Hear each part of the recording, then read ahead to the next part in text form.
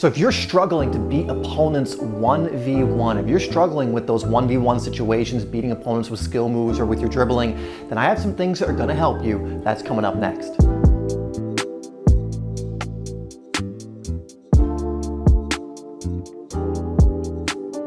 Before we get into it, there are only a couple more days left in the Standout Footballer Bundle where you can get 4 proven training programs for less than the price of 1. If that's something that sounds interesting and you want to learn more, just click on the link in the description. It should be the first one down there, and you can read a little more info on each product, what you're going to get, how it's going to help you, and much more. So if that sounds good to you, check it out, and let's get into the rest of this video. So number 1 is an exercise I give a lot of different players who don't really have any skill moves in their repertoire, and I just call it your 3 moves. And all you're going to do is look at what 3 moves would be most effective in the situations you typically find yourself in matches. For example, if you're a winger, you probably need a move that's gonna help you beat the opponent down the line. You might need a move that's gonna help you cut inside, and so on. And so you're to pick 3 effective moves, not fancy moves, not moves you think are gonna look cool, but moves that are gonna work for you. Usually simple moves, things like step overs, body feints, chops, croifs, and things like that. And then every single day you are going to work on mastering these moves.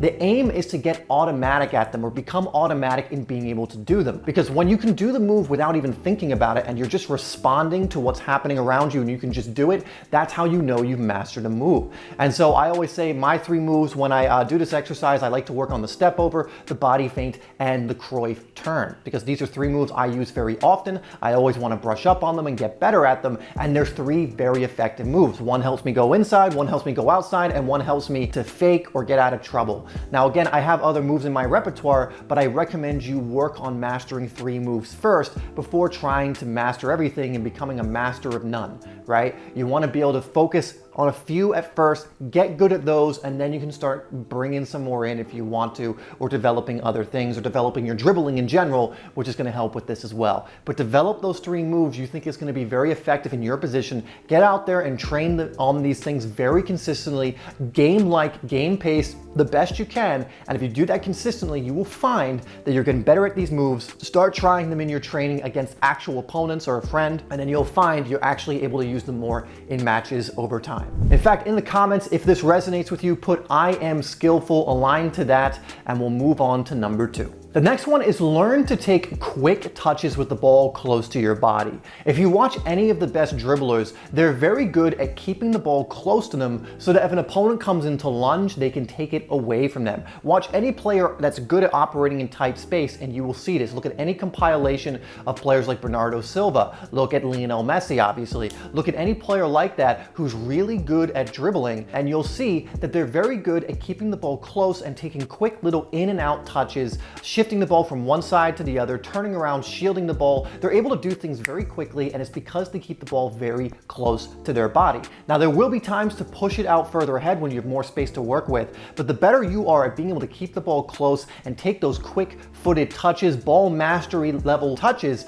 the better you're going to be at beating opponents that lunge in, the better you're going to be at driving at an opponent, taking those quick touches, trying to bait him in. So you want to get good at this skill of taking those very quick touches. There are many different ball mastery drills that will help you with this, many dribbling drills, and again, doing those drills consistently is what's going to help you with this, but getting the ball down to your feet and getting comfortable on it is going to be one of the best ways. You should be able to manipulate the ball with the inside, the outside, the sole of your foot to keep it close, to be able to quickly shift it and move it away, to quickly be able to shield it, turn around, whatever else. And if you can do that effectively, it's going to be very hard for opponents not only to take the ball off you, but it's going to be easier for you to recover, easier for you to beat opponents one-on-one who lunge in, and so on. If you're enjoying this video, make sure you hit that like button, and we'll move on to number 3. Now, number 3 is be decisive and take calculated risks. Look, you're not always going to take your opponent on one-on-one, but when you think you have that opening, when you think the advantage is there, when you think it's time to take the risk, you need to be decisive, because if you delay for even a second or two, the chance will be gone. For example, you might get the ball on the wing with so much space to work with, and you have one man that if you can beat that one man, you'll be in on goal, or you'll have a good chance to put in a good cross. across. That would probably be a situation where it's advantageous for you to take that person on and beat them with a move, beat them down the line, or whatever else it is you're going to do. And in the next one, we'll talk about how you can recover if you're not able to beat that opponent. But in this situation, it's probably better to take advantage of that space, to take advantage, maybe this is a counterattack, instead of turning back and maintaining possession in that situation. Now, there will be times when that's the smarter thing to do, but again, if you're gonna take the risk, and you've already made that decision, you need to be decisive. If you delay, if you kind of get in your own head about it, you'll most likely fluff your lines, you'll most likely get in, well, you're already in your head, you'll most likely not execute it properly. That's how you end up losing the ball. Now, number 4 is an important one, and it's learn how to recover even if it doesn't work out. How many players have you seen a defender just pokes the ball away and they kind of give up, even if they could probably realistically still get to the ball before the defender, shield it, and return possession?